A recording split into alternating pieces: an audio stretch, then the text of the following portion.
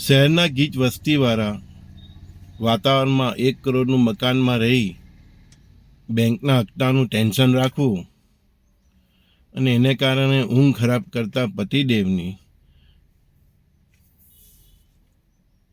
પત્નીઓએ એને સાથ આપવો જોઈએ.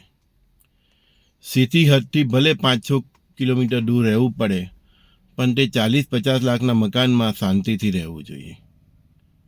હવે તો ઇલેક્ટ્રિક ગાડીઓનો જમાનો છે, તો સોલાર ધાબે ફિટ કરીને એમાંથી ઇલેક્ટ્રિક ગાડીઓ ચલાવીને શહેરનું તમારું જે ટ્રાન્સપોર્ટેશન છે તે પણ ફ્રીમાં થઈ જાય.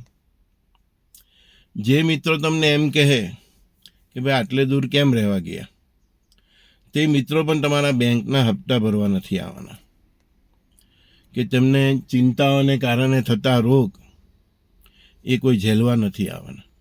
1 કરોડનો ફ્લેટ લેવો એના કરતાં 50 લાખનો લેવો. 50 લાખના બેંકના હપ્તા શું કામ ભરવા?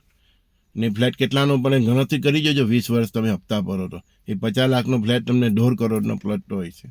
ને એના વ્યાજના ચક્કરમાં તમારા પતિની ઊંઘ ખરાબ થાય, એને શરીરમાં 10 રોગ આવે, એના દવાખાના થાય અને જિંદગી ઝેર જેવી બની જાય.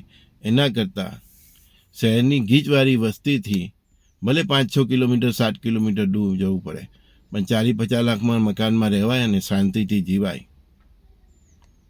સમાજમાં દેખાદેખીના લગ્ન પાછળ જે ખર્ચાઓ થાય છે, એ ખર્ચાઓ બંધ કરવા માટે પણ બહેનોએ આગળ આવવું જોઈએ.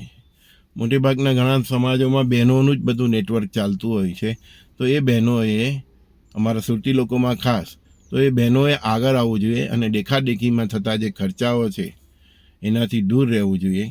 અને એ ખર્ચાઓને કારણે જે પતિદેવને જે ચિંતાઓ છે એ ચિંતાઓમાંથી મુક્ત કરવા જોઈએ, એમને રોગોમાંથી મુક્ત કરવા જોઈએ. તમે પતિ પત્ની સમાજ માટે જીવવા નથી આવ્યા, તમે એકબીજા માટે જીવવા આવ્યા છો. અને પરમાત્માએ તમને જન્મ આપ્યો છે એકબીજા માટે જીવવા માટે, નહીં કે સમાજ માટે, કે સમાજમાં દેખાદેખીમાં ખુંવાર થઈને, રોગીશ થઈને દુઃખમય જીવન જીવવા માટે. સિટીના કરોડના ફ્લેટમાં સિંગ ચણાના પણ ફાફા પડી જાય, બેંકના હપ્તા નહીં ભરાય, બેંકના હપ્તા એના EMI બાઉન્સ થાય ને એ ટેન્શનમાં સિંગ ચણાના પણ ફાફા પડી જાય.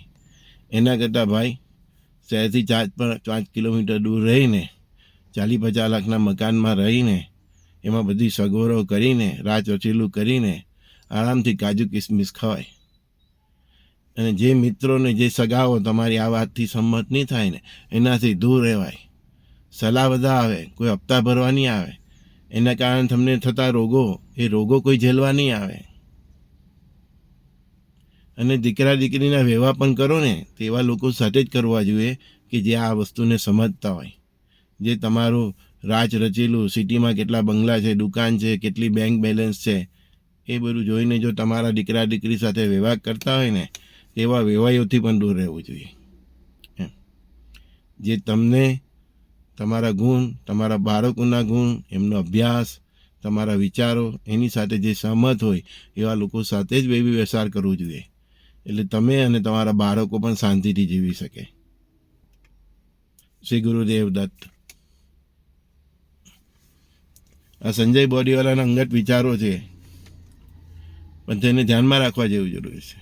મારો તો આ જ વ્યવસાય છે એઝ એ બિલ્ડર. હું જોઉં છું ઘણા લોકો આવે છે, બિચારા બજેટને કારણે મકાન નથી લઈ શકતા અને સિટીમાં લેવાની કેપેસિટી નથી.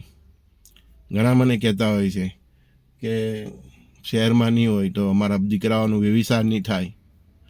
આજકાલ તો કેનેડા અને ફોરેનનો ક્રેઝ લાગ્યો છે. આ બધા ક્રેઝમાંથી તમે મુક્ત થાઓ. સ્ત્રીઓએ આગળ પડવું હશે.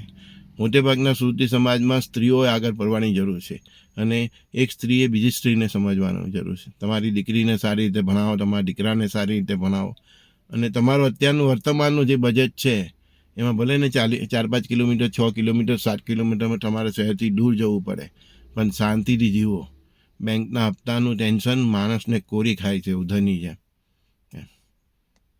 તમે સિટીના પોશ એરિયામાં બંગલો લેશો, કોઈ આવશે તો તમારી સ્માઇલ જોઈને જ સમજી જશે કે તમને કેટલું ટેન્શન છે. અને લોકોને બતાવવા માટે આપણે નથી જીવવાનું, આપણે આપણા માટે જીવવાનું છે.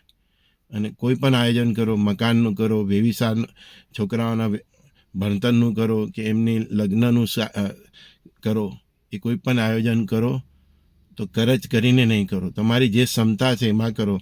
તમારા પતિની જે આવક છે એમાં કરો. સ્વીકારી લો મારા પતિની આટલી જ આવક છે. સત્યને સ્વીકારતા સમાજને વાર લાગશે, પણ એ સમાજ તમારી કદર કરશે.